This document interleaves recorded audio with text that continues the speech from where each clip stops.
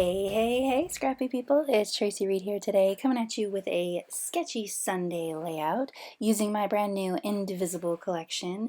And oh, I love the blue in this collection. Every time I look at it, I'm just like, oh, I love the blue. Anyway, I have these two photos of me being unintentionally patriotic on the 4th of July. I had to run to the store, and my mask happens to be red polka dot. And I noticed when I was at the store that I was wearing blue shorts, a white shirt, and a red mask. So I was unintentionally patriotic. But when I was thinking about it afterwards, I was thinking about how actually this is a really great indication of patriotism in 2020, right? Wearing a mask out in the world to protect your fellow citizens is the patriotic thing to do in 2020. So that is the direction that I'm going to go with this layout. You can see the sketch that I'm following up in the top left-hand corner. Full disclosure, I actually made this layout and then made the sketch, but I thought that once the layout was done that it made a great sketch, so it works. I'm going to use this paper, this striped paper, as a little accordion fold. In digital scrapbooking, we often use things like ribbons that I don't actually really use in my paper scrapbooking, but this is a really great way to get sort of that ribbon effect without using actual ribbons. So it took me a minute to fold this in a way that I wanted it to be, because I wanted to have a few instances of that star stripe, and so I had to fold it a couple different ways to make sure that you could actually see that star stripe. So you can see me struggling a little bit with that, but I get it eventually. I thought I'd leave the struggle in so that you can see that it's not always perfect, even when you're making layouts for YouTube. So I'm going to use my tape runner and I'm just going to stick this down. Then I'm going to trim it, and I'm going to use the second piece, the part I trim off, in another place in the layout. And I decided to notch the ends into banners just for fun. I do that often. I like the little fishtail end on all of my little word bits and stuff like that. So now I'm going to, I need to mat this other photo, and I'm using the patterned cards from the Indivisible collection rather than cutting up some more of the Traveler's Notebook papers. First of all, it creates, I use thicker paper for my patterned cards than I do for my Traveler's Notebook papers, so it creates a little bit more dimension, but also I always want to save the larger papers to actually make a background wherever possible. So these patterned cards really come in handy for things like matting photos, because they're nice and small. And I'm not a pocket scrapbooker this year. I might go back to it, but I'm not pocket scrapbooking this year, so I don't need 4x6 and 3x4 cards. So they're just perfect for cutting down for littler, smaller size papers. So I'm going to use this star bunting from the collection as well, and I cut it in half so that I would have two separate pieces, one I could put on either side. So when I cut that in half, I have like a straight edge on two sides now, so I'm going to make sure that the straight edge aligns to the straight edge on the outside of the layout so that it looks like I, did that intentionally. Little tricks to make it look intentional instead of adjusting the plan. I often use this sort of design in my Traveler's Notebook pages, where I have one side of the layout like has the photo higher than the other side of the layout. I really enjoy diagonal orientations, like diagonal compositions on my Traveler's Notebook pages. I always think that when I put my photos on the same horizontal plane, it looks a little bit top heavy. I'm not sure why, but I think it has something to do with the fact that I can't put anything in the middle of the page because of the way that I do my Traveler's Notebooks with rings.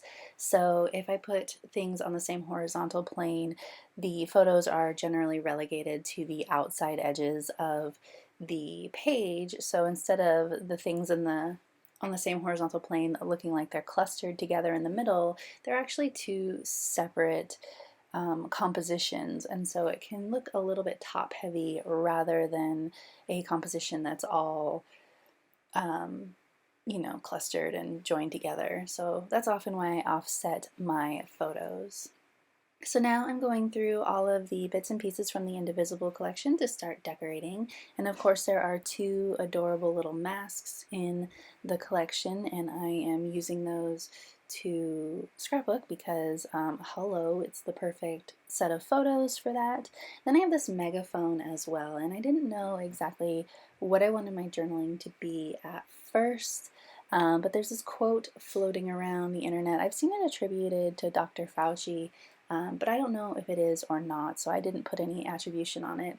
But it says, I don't know how to explain to you that you should care about other people, which is basically how I'm feeling right now during this pandemic insanity. So I printed it out with a typewriter font, and I cut it into little snippets, and I'm going to actually put it up here in this corner, and it's going to look like it's coming out of the megaphone. So that is going to suffice for my journaling today on this layout, which is good. Fine, I don't need to write a novel about every set of pictures that I scrapbook. I think that that is nice and succinct and sums up, how I feel about mask wearing. So now I need to finish doing my clustering up here in this corner, so I'm trying to decide which mask I want to use. Obviously, the blue mask on the blue paper isn't going to work, so I decide instead to put the mask somewhere else on the page rather than clustered up underneath that megaphone. So I'm trying it out in a couple more places, but I want this one to be over here because it's like busier mask than the other one, so I want it on the plainer paper. So of course that can't go on the blue, so it's just going to get tucked underneath the star banner down here in the corner instead. I didn't have to use both masks, but I couldn't think of another reason why I would be scrapbooking with the masks. Unfortunately, this collection is like protest themed and First Amendment themed, sort of a feel and a vibe.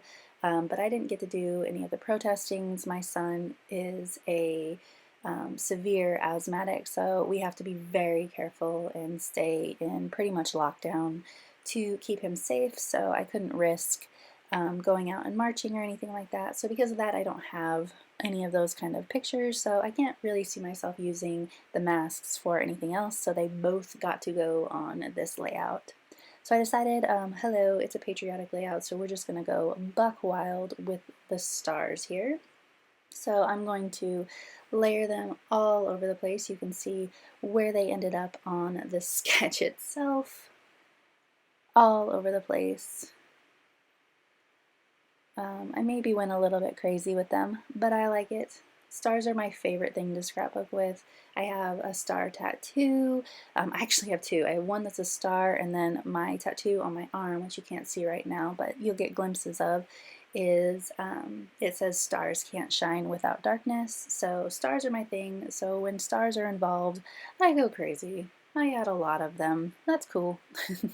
So I decided that I need a title, and I wanted it to be rather large to fit down in the bottom of that left-hand side. So I'm actually going to pull out some puffy letter stickers. These are some older Cocoa Daisy ones, and you can see me counting out letters to see what the center of the phrase is going to be. And this is going to say Patriotism in, and then I use my silhouette and the Paper Cute font to cut out 2020 out of this burst paper, and I cut out a couple of stars as well because I was thinking I would use them as the centers of the zeros, but I changed my mind and decided that I didn't like the way that it looked, mainly because down there at the bottom is all red and I used red stars. And so it just was too much red down at the bottom, so I'm going to incorporate them somewhere else instead. And that is basically going to finish this layout. So if you enjoyed it, I'd love it if you give it a thumbs up. If you're new here, go ahead and subscribe. I would love to have you. If you don't already, you can follow me over on Instagram. I'm at Traci M. Reed. I will leave links in the description box below for both the Sketchy blog post and the Indivisible collection. All right, thank you.